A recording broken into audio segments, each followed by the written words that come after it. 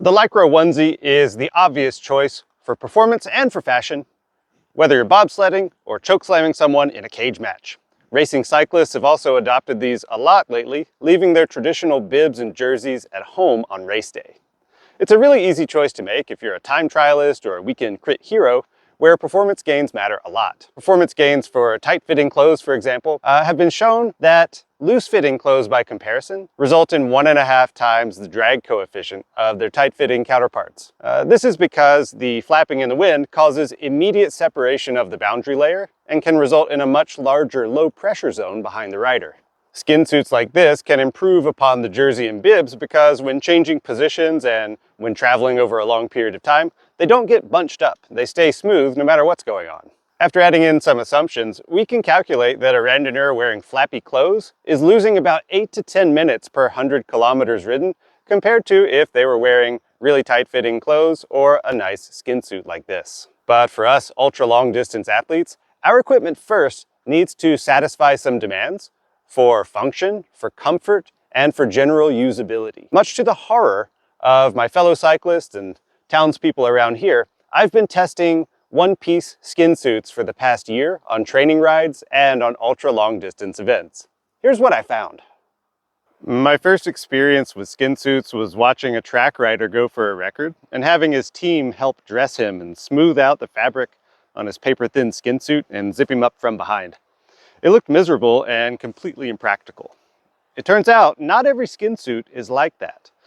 There are some practical suits that you can wear every day and that are just easy to use. They have features like a full front zip, like this one, full-size pockets on the back, and they can be made from durable fabrics that you can wash in the machine and don't have to worry about just ripping apart. I needed all of those features and a low price. It turns out the ultimate skin suit from the company, the Black Bibs, fit the bill perfectly. These come with some features that are really handy and convenient to use. It's easy to put on because of the full-size zipper. You just have to pull the fabric around a little bit to get the chamois adjusted exactly where you want it. The two pockets on the back sit really, really low, which actually makes it easier to get to than a jersey pocket. I really appreciate the two-pocket design too, and it allows me to carry a little bit more stuff than in a jersey. Another benefit to carrying things with a skin suit is if you have some extra stuff, you can actually just put it down the front of your shirt. Because there's no hole at the bottom, you don't have to worry about whatever this is falling through as you're pedaling. Racing types have been putting Aero bottles in their shirts recently, but personally I prefer an Aero bag of bread. Don't put off toilet breaks though. Those few extra seconds it takes to get the sleeves off could spell disaster. Jerseys riding up and bibs just kind of rubbing on my shoulders were always just a normal part of cycling. I never thought much of it. Neither was having a couple of layers of Lycra fabric on my torso between the jersey and the bibs themselves. But after starting to use one-piece suits, all of that went away. And so now when I'm actually using a jersey, I notice those feelings of rubbing and that extra layer of fabric. There's something about a one-piece suit. It feels almost like you're riding in the nude, but in a good way. It feels free and it feels light. The breeze comes through really nicely and there's no extra pressure or rubbing from the bib shoulder straps. It's actually quite comfortable. And that comfort, I think, is probably the single biggest advantage that I feel when wearing a skin suit on ultra-long rides. Dressing for weather conditions with a skin suit is a bit different than with bibs. While it's easy to wear the same bibs and choose a jersey for ultra hot or warm or cool conditions, a skin suit is what it is. It relies on supplementary clothing like arm warmers or extra base layers. Wearing a jacket over a skin suit cancels out any of the performance advantages, but you can still feel more free than you can when wearing bibs. Next, let's compare the cost of skin suits to bibs, as both of their lifespans are linked to the chamois rather than to the fabric itself. Jerseys, meanwhile, can last almost indefinitely. Road-focused suits typically cost 25 to 75% more than equivalent bibs, so they're kind of a luxury even if you amortize part of an Aero jersey's lifespan. Luckily, skin suits are available across a wide price range, starting from the lower mid-range pricing, similar to my black bib suits. Those on very tight budgets may want to stick with tailoring traditional kit for a tight fit, or even sewing a bib together with a jersey to make a faux Aero suit. Lastly, we need to talk about public decency and getting unwanted attention when wearing a skin suit. Now, to start, all of us performance cyclists collectively look ridiculous. No amount of fancy brands or fashion sense is going to overcome that we're all dressed in skin-tight clothes, which leave very little to the imagination.